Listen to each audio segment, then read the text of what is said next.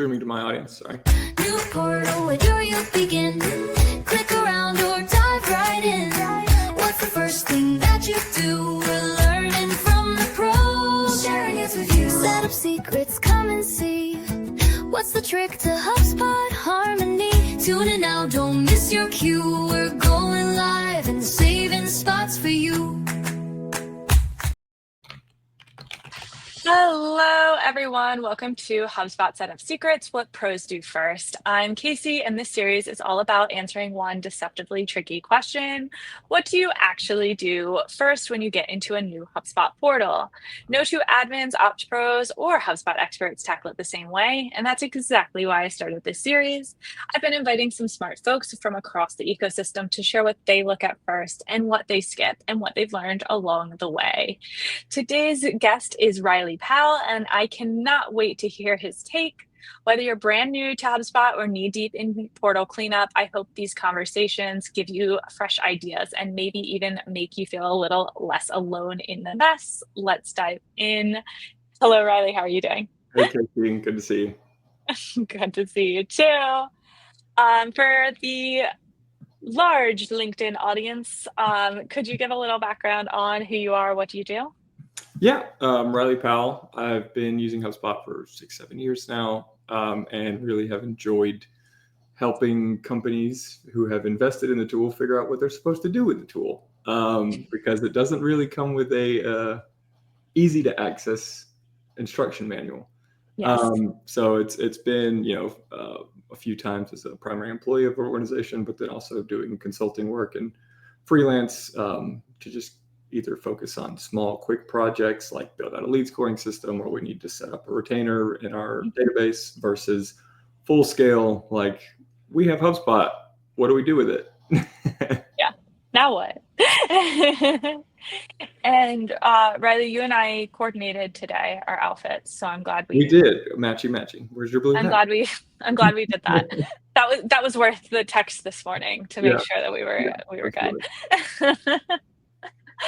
All right. So usually the first question I like to ask people is, why is this question, what do you do first in a HubSpot portal, such a complex question to answer?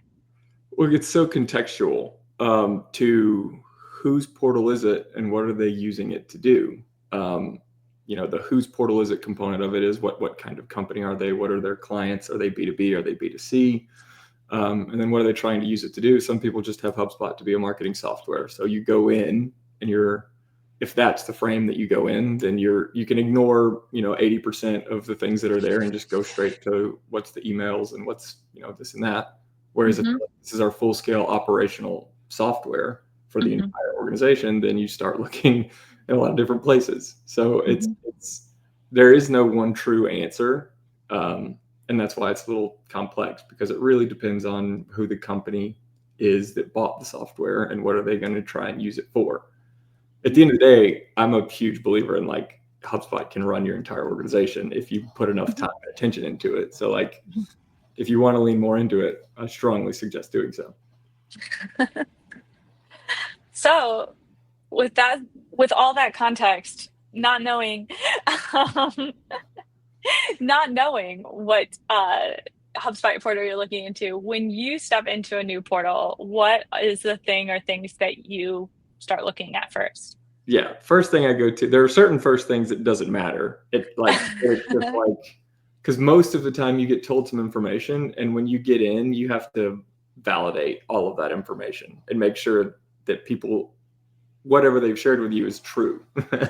And so a lot of that, my first step is always go into the subscription settings and actually see what do they have access to, what do they not have access to. Do they have Sales Hub? Do they have Marketing Hub? Is it Pro? Is it Enterprise? Are they using Marketing Contacts, or are they on the legacy Marketing Hub situation?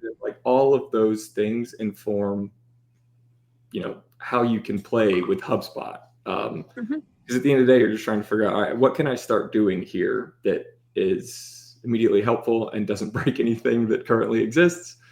And so I go into the subscription, and then I start looking at, after I look at what subscription tiers they have, the usages tab in that section, try and figure out Are they at their marketing contact limit? Are they using their marketing credit, their HubSpot credits now, which are a thing that I have to understand and learn?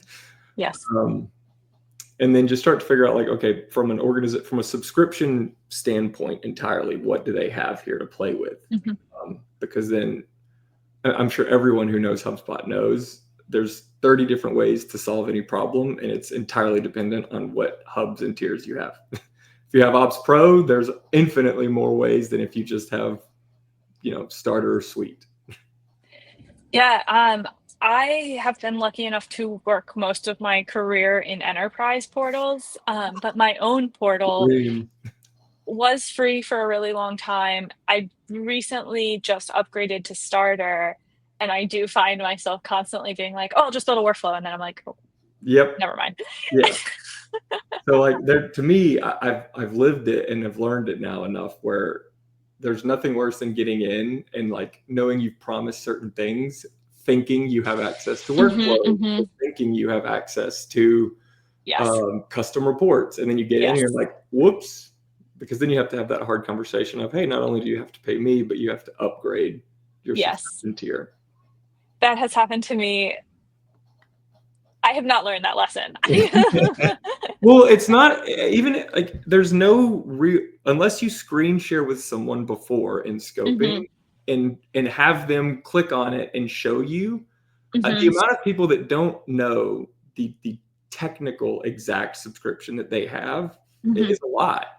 People are just like, I've got HubSpot. Like, I don't know what exactly I've got. We've got Marketing Hub. Okay, well, do you have Enterprise? Do you not? So like, I've heard a lot of people say like, yeah, we have Pro Suite. And then I get in and they just have Marketing and Sales Pro. So there's just a disconnect of what people think they have versus what they actually have. And then the doors that are locked based on that information can be difficult and frustrating to overcome. Yeah, and I've even gotten into portals where people are like, "Oh yeah, we have an enterprise subscription." And you're like, "Okay, enterprise what?" Yeah. And they're like, "Enterprise." Enterprise. Yep. And that doesn't always mean everything. So I think that's a great point. And even if they do tell you that they have marketing enterprise, check. They might not know what that means. Yeah. And especially like depending on how you asked, like sometimes, and this is just a human nature thing. Like sometimes I'll be like, "Do you have Marketing Hub Enterprise?" And they say yes, but they heard Marketing Hub or Enterprise. Yeah. And then you get in there and you're like, "Hello, you do not." Yeah. I mean, there's some very weird functionality. It's hard to keep up with what is gated behind what now because that's the other thing I was gonna say as well. Yeah. There's so many conversations where it's like, yeah, we have Enterprise, and then a part of the call is like, we have complex hierarchy in our organization, and I'm like, oh, that's fine. There's nested teams in Sales Enterprise, but you have to have Sales Enterprise, not Sales Pro and Marketing Enterprise. So like, if they've misidentified that they have Enterprise everything, then that's not a problem becomes now it's a problem. And I don't know, maybe there are people out there that have every feature memorized. I'm sure there's some sales reps at HubSpot that do. I don't know how they keep I up do with not. Yeah. And sometimes that's because it shifts too. So I'm pausing because like everyone is probably so sick of me saying the words lead scoring, but lead scoring recently changed. Combined scores used to only be available for Marketing Hub Enterprise. Now they're available for Marketing Hub Professional, and Sales Hub now has access to the lead score tool. So like, even if you were auditing a portal 2 weeks ago, you would have said that is not something on my list, but now it is. Yeah. And if you're not a crazy person like me who reads every update every day, you might have missed it. Oh, absolutely. And especially if you're the solo HubSpot person for a single organization, And, your primary job is to make sure that you're leveraging all of the tools that you have access to. Sometimes Mhm. things slide into that realm and you have no idea of like, oh, I could do this now, but you don't really know. I mean, at the end of the day, it's trying to read the product updates every day. I mean, that's basically like, you wake up, you brush your teeth, you read HubSpot product updates. Like it's just a Uh-huh. part of your regimen, Mhm. if you can do it. And then it's using their knowledge base, which is very helpful with always trying to indicate this feature is behind enterprise or this feature is open to all hubs of all Mhm. types. So, I mean, the amount of times that I'm on a call and I have 30 tabs open of their knowledge base that I'm just Googling, like they say a word, like we want lead scoring. I'm like, all right, let me make sure that I Mhm. know what's behind what wall in the lead scoring world. Mhm. Yeah, I remember a couple of years ago, my background's marketing, and when I started getting into freelancing, that's actually kind of when I started exploring more hubs. Because previous to freelancing, I was at a marketing agency. We did marketing hub stuff, and that was basically it. But then when I was freelancing as a HubSpot admin, suddenly people are like, "Oh, and can you set up our snippets?" And I'm like, for sure I can. Like, Yep. uh, It's and weird. All the nooks and snippets are crannies. easy, Yeah. but but all it takes a lot of times is that Google.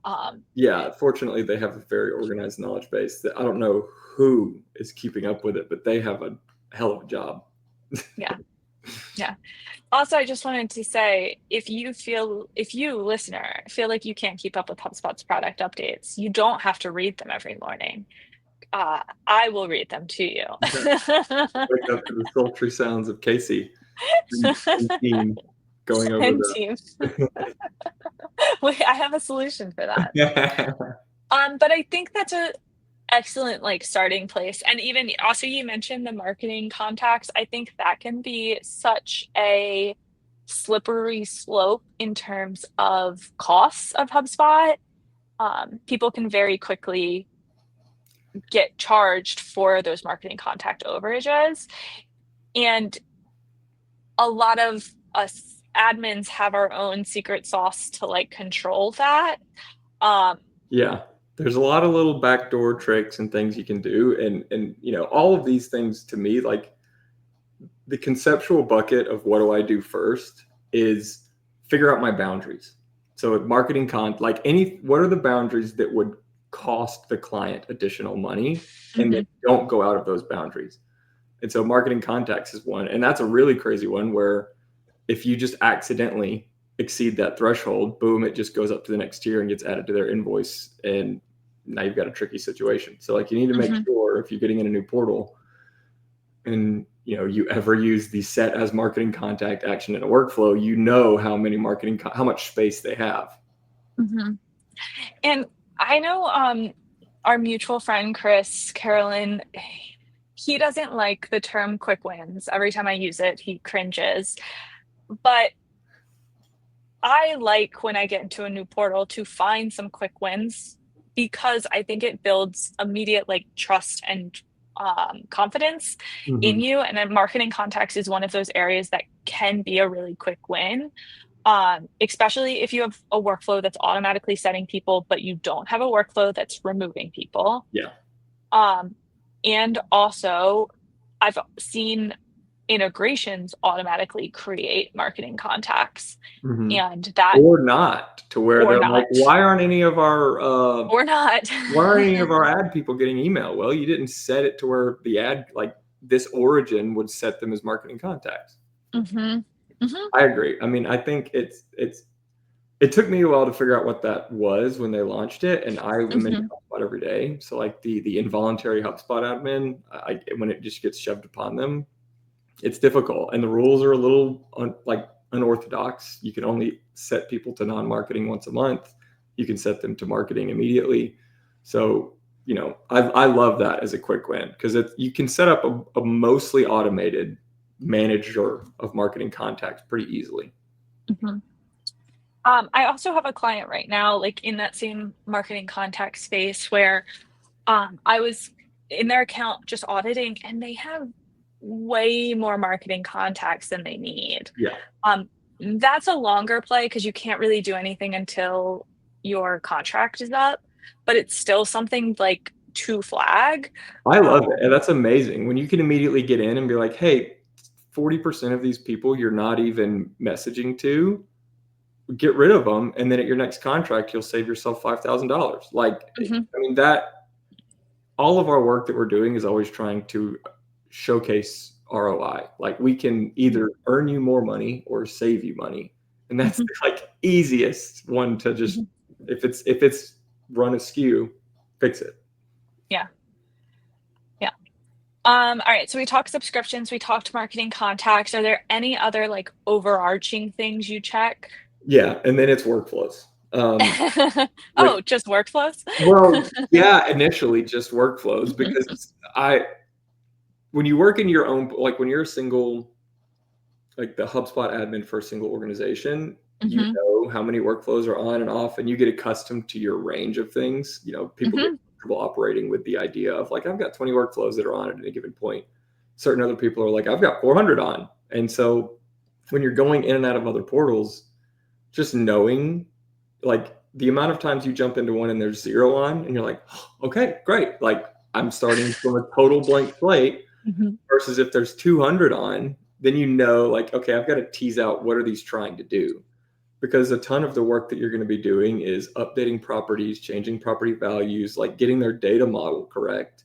And you have to know which of those things you alter might trigger an email to a client, or assign one to someone that don't need to be assigned, or create a deal, or create a lead, or anything. So like HubSpot, each individual HubSpot instance like acts and performs in a very bespoke and unique way. And you kind of need to understand where that is when you get in, and then adjust how you interact with it according to that.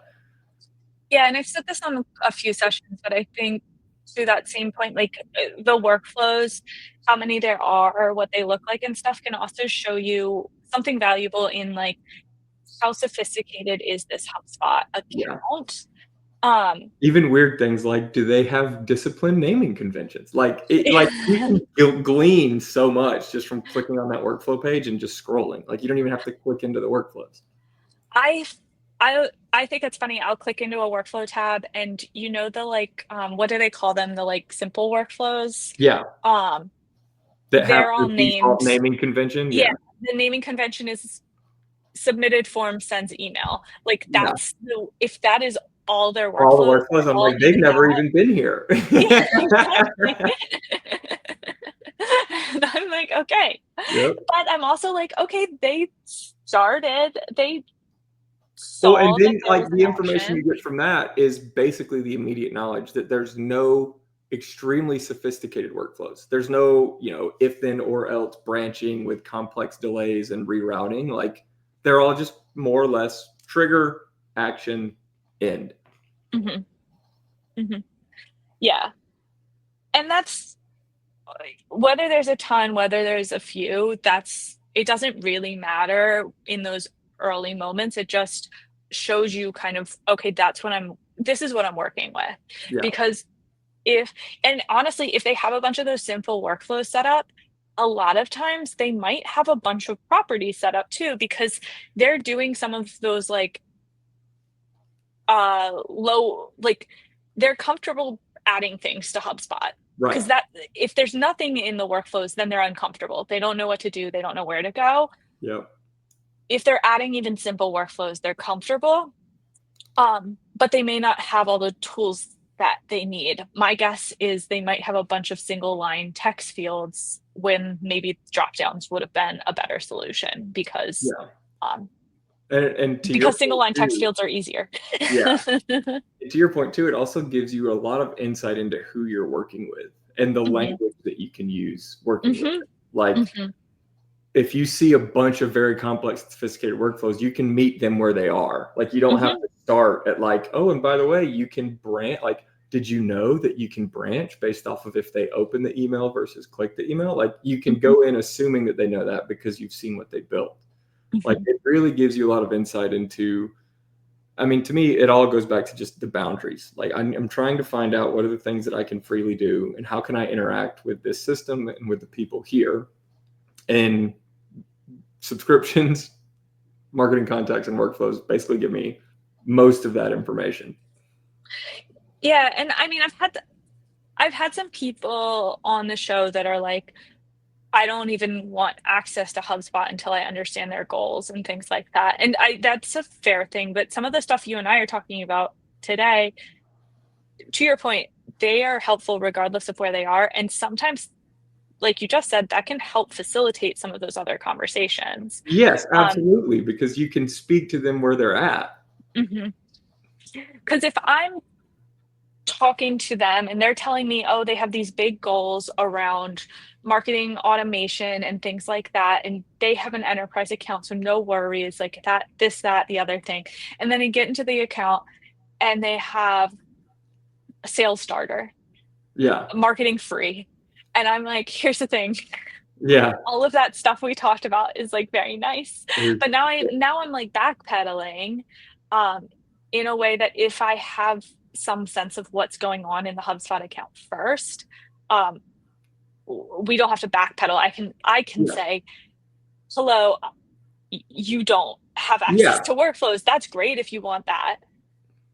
That's another conversation. It's literally, I mean, it's almost like you're constantly going up to people's garages or something with the Hmm. garage door closed, and they're like, Hmm. "I want you to build me a table." And you're like, "Well, what tools do you have?" And they're like, "Oh, it's behind this door, but we have to sign before I open this door." Hmm. And then Hmm. sometimes they'll open the door and in there is like one hammer, six nails, and a hacksaw. And then sometimes it's like a fully kitted out woodworking shop. And you're like, Hmm. okay, I can build a table with either of these. It's just what's that table going to look like and how complex and sophisticated and amazing is it going to be? And it's all gated behind what tools, what problem solving things you have access to. Yeah. And I'm a big fan of a paid audit. I don't really like doing a free audit. That's a personal thing.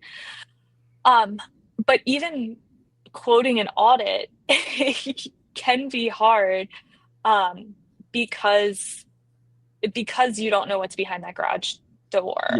I agree. Um, I've seen some strategies that I really like. That's like you got to have a deliverable after the audit. There has to be some mhm, value there that even if they don't proceed with you, you need to be able to say like, here's my audit mhm, findings that they could go give to someone else or that they could take internally and do something with.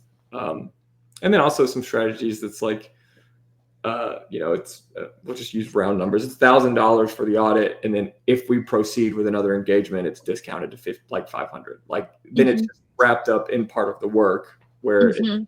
if you just take it and run, it's just $1,000 audit, easy peasy. Swipe the credit card, move on. Yeah. All right.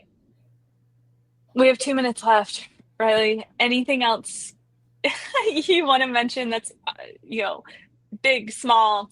We can rapid fire. I'll stop rambling No, on I my mean I side. think like in from just a general concept, I personally follow and I encourage just go slow, take your time, look around. Like don't just go in guns blazing into a new portal and start doing things because you don't know if things will happen that you didn't understand or be able to predict. Mhm, Um, and on the other end of this system are people's inboxes and people's phones and like you don't like it matters if you just obliterate 5,000 people with an email that didn't need to be sent because you carelessly updated a property that you didn't understand was in an automation. Like mhm. that all degrades everyone's perception of you know your brand, but then also like from in general of how much should I care about my email? What are my spam filters? Like just be careful with doing things because there's other people on the end of whatever you're doing. Great advice. All right, that's a wrap on today's HubSpot Setup Secret session. Huge thanks to Rylee for walking us through his setup flow and what he focuses on first. If you're watching and thinking, wait, I've been skipping that, or I never thought to check that first, same, that's the beauty of the series. And if you've got tips of your own or want to hop on and share what you do first in a portal, shoot me a DM. I'd love to keep the combos going. And if you want to catch up on past episodes, they are all up at caseycohub.com/setup. Setup is one word. Thanks for watching, and I'll see you next time. Thanks, Casey. New portal, where do you begin? Click around or dive right in. What's the first thing that you do? We're learning from the pros, sharing it with you. Setup secrets, come and see. What's the trick to HubSpot harmony? Tune in now, don't miss your cue.